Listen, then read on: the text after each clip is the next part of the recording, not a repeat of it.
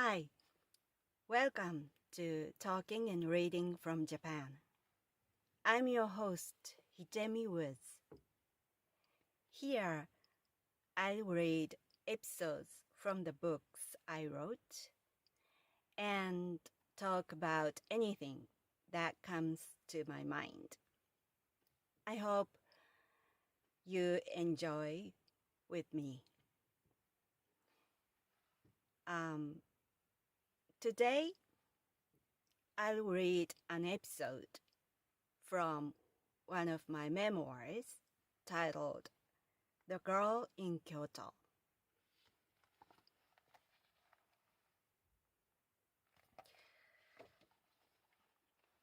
Today's episode is called High Stakes. This is about a gambling game that I used to play at my grandparents' house during the New Year's.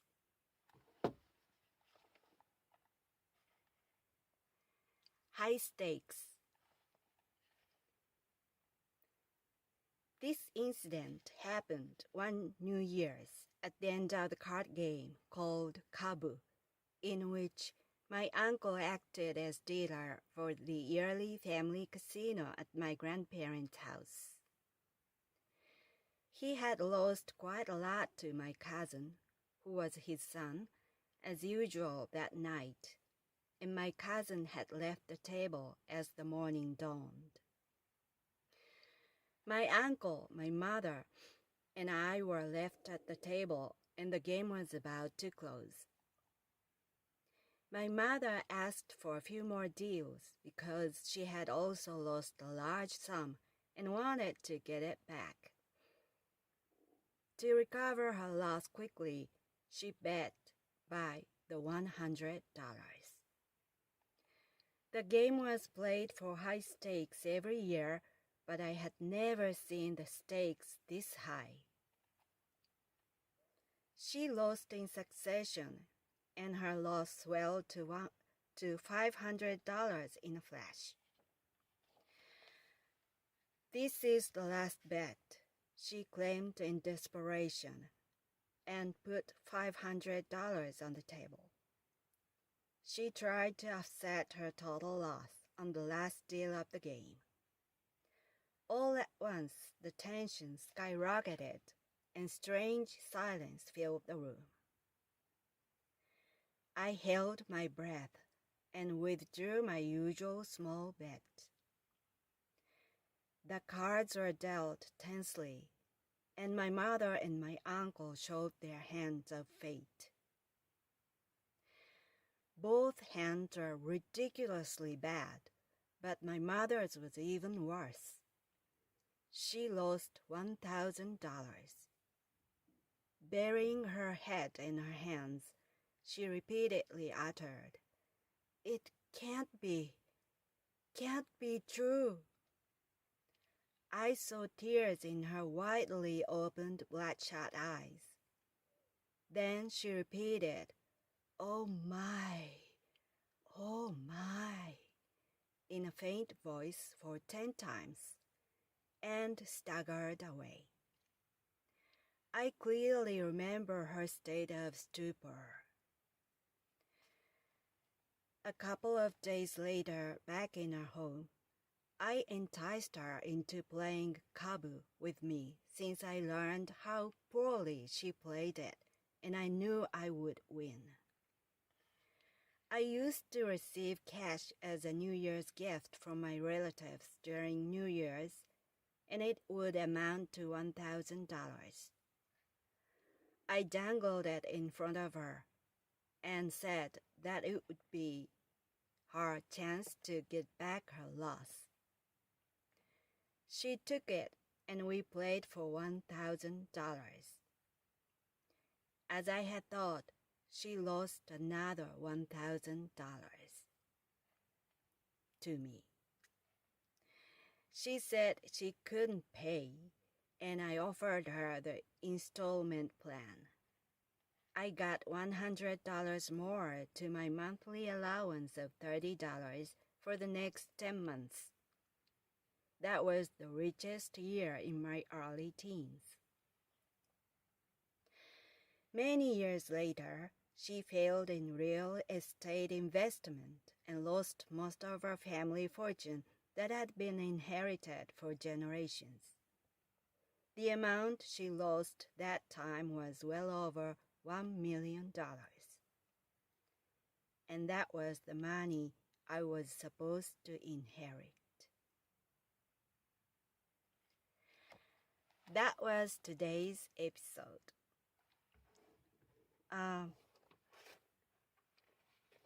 My mother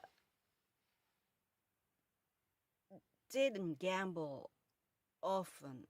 She had never gambled usually, except for this one day in a visit to my grandparents' house. It's a special occasion for a New Year's visit. It's an annual tradition for my family. And when we visited my grandparents' house in New Year's,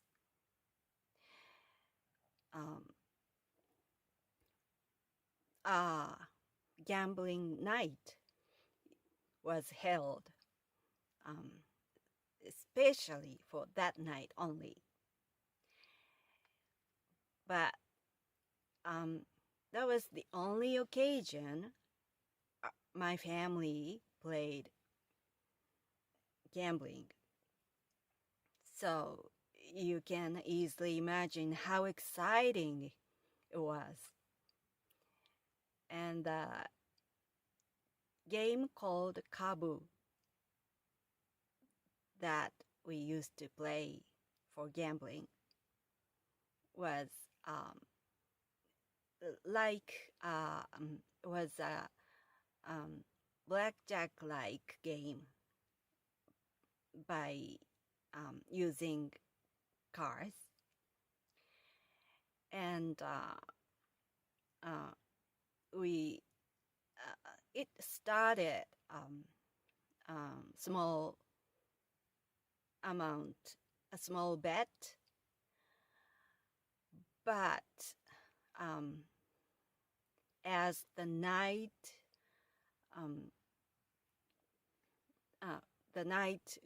grew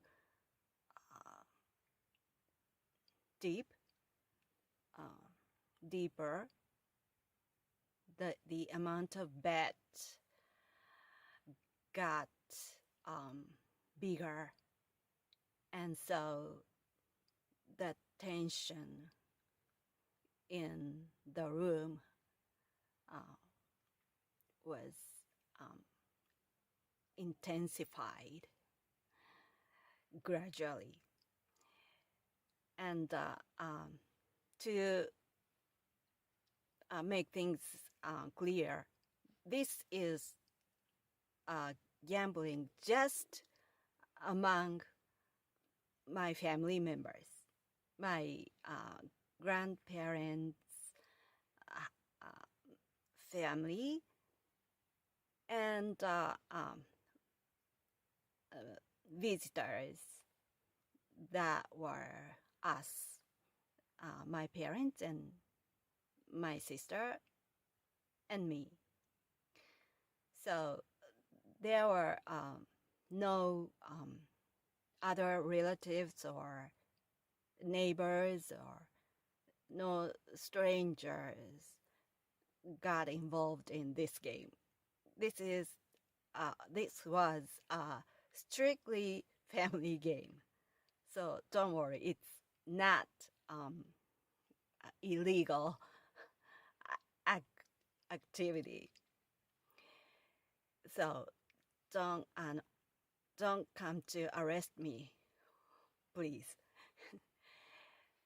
And as I said here talked here before. My uncle played as a dealer every time, and he lost a lot every year. Never had seen him win. And I, although despite of despite a small bet, I stuck to the table until the dawn. So the amount of my earning was not so small, not so little by the end of the game. And that used to help my scarce allowance, and because after I got in my early teens, as you know, there were lots of things in the world that I wanted to buy. So this game helped me a lot. But that particular year was the biggest earning I had ever had because of my mother's misfortune. And I knew I would win easily because her hands are, especially that year, were so bad after game after game. So I thought I could take advantage of her bad luck that year. And I was right. I won a big time. But after that, I think my mother was so weak for high stakes. My mother wasn't suited for high stakes, I guess. But she was such a greedy woman. She's still greedy. She was the greediest woman I had ever seen. So her greed drove her to play for high stakes in not only in that family gambling, but also the investment or business. And so after I left home when I was 21 years old to become a musician, my parents used to be farmers. They worked on the fields of our family's fields that were also inherited for generations. But after I left, my mother's greed stopped working as a farmer, and she persuaded my father to do real estate business. And she sold some of the family fields and built an office building and an apartment complex. And in a short time, just five or less than 10 years, she failed that business miserably. And that time, the loss was too huge. And then she lost that real estate of hers entirely, except for the house itself. So she lost the office building and the apartment complex. And my parents, by that time, my grandparents were passed away. My grandparents passed away. So my parents lived on that, the savings that were left after they sold those real estates. But eventually, they couldn't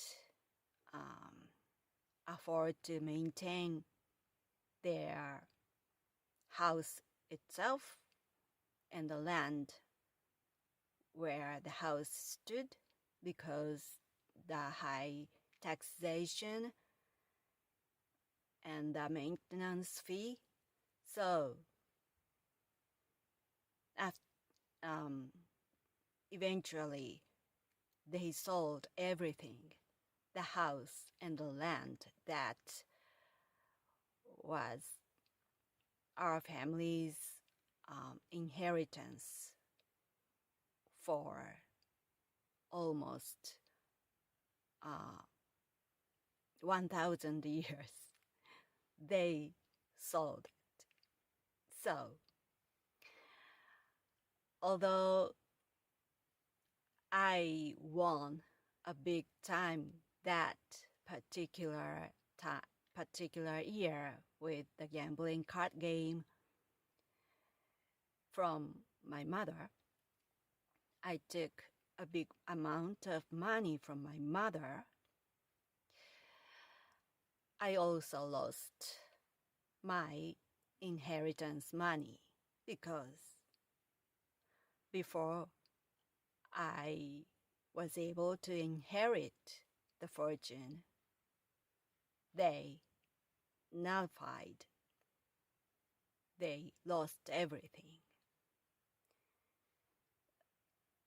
But and now I also lost contact with them.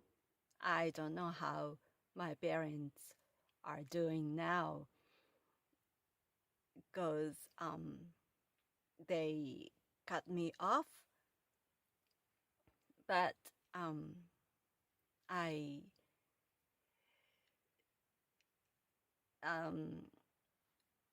because I left home to pursue my career, I didn't agree to success. I didn't agree to inherit any money as a successor of my family. I abandoned that right. So I didn't expect that I could inherit anything from my family because I withdrew e- everything by leaving my house. Leaving my house meant I threw away every right to inherit anything. So it wasn't a big shock to me when I heard that they um, sold the house or land and lost everything, because uh, I had already given up to be a successor of the family. But just I thought it's the place they sold was the my where my family lived for had lived for generations after generation, mean easily for over 100 years. The ancestors of my family had lived on the exact spot that house stood. So it's, to me, it was like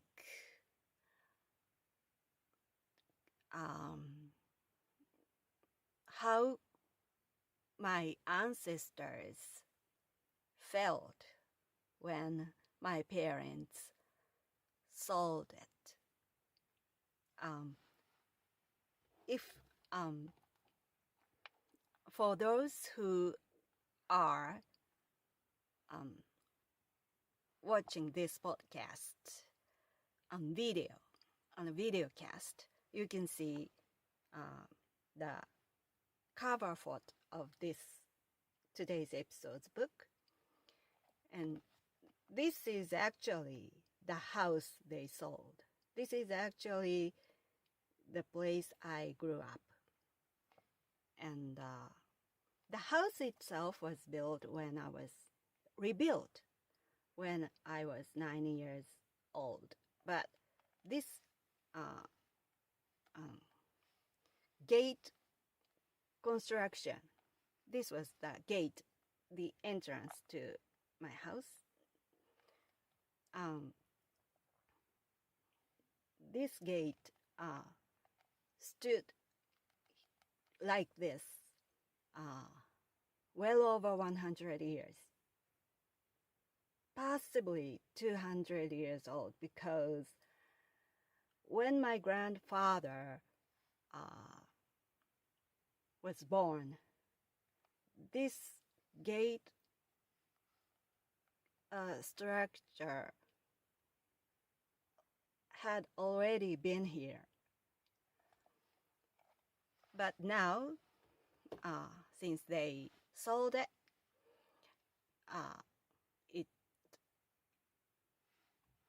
the house and the gate, everything was demolished. And I don't know what it looks like now. It's someone else's property. So my mother's high stakes bet resulted in this misery. Well, that's all for today. Thanks for listening. I'm Hidemi Woods. If you are interested in other things, other materials or works of my own, such as other memoirs, books, or my own music, my songs, you can visit hidemiwoods.com, HIDEMY woods.com, where you can find all links to my songs, books, blogs, podcast, or even to SNS, or even to merchandise I design, and I which merchandise that features my original illustrations and designs. If you like, please visit my website. Well, thanks again. I hope you can come back here again, and I can see you again here. Until next time, take care and be well.